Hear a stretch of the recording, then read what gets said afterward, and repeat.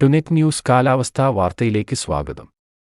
ആഗോള കാലാവസ്ഥാ ഏജൻസികളുടെ പ്രവചനങ്ങളും കണക്കുകൂട്ടലുകളും തെറ്റിച്ച് ലാനിന പ്രതിഭാസം പിടിതരാതെ വൈകുന്നു. 2024 ആഗസ്റ്റ് മുതൽ പ്രവചിക്കപ്പെട്ടതാണ് ലാനിന. അതുകൊണ്ടുതന്നെ ഇത്തവണ കാലവർഷത്തിൽ അതിവർഷം ഉണ്ടായേക്കുമെന്ന് പ്രതീക്ഷിച്ചിരുന്നു. എന്നാൽ കാലവർഷ സീസണിൽ ലാനിന രൂപപ്പെട്ടില്ല. പിന്നീട് തുലാവർഷ സീസണിൽ രൂപപ്പെടുമെന്ന പ്രതീക്ഷയും തെറ്റിച്ച് ലാനിന മാറി നിൽക്കുന്ന അവസ്ഥയാണ് നിലവിലുള്ളത്. തുലാവർഷ സീസൺ അവസാനിക്കാറായ ഈ ഘട്ടത്തിലും ലാനിന രൂപപ്പെട്ടില്ല. എൽനിനോ സതേൺ ഓസിലേഷൻ അഥവാ എൻസോ ന്യൂട്രലിലായിട്ട് 2 മാസമാകാറായി.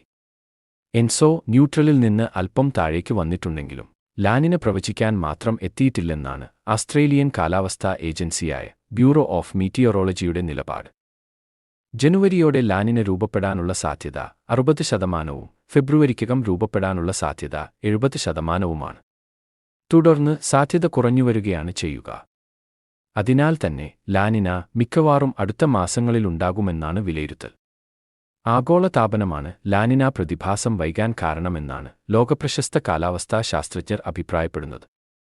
കാലാവസ്ഥാ വാർത്തകൾ കൃത്യമായി ലഭിക്കാൻ ചാനൽ സബ്സ്ക്രൈബ് ചെയ്യുക. നന്ദി.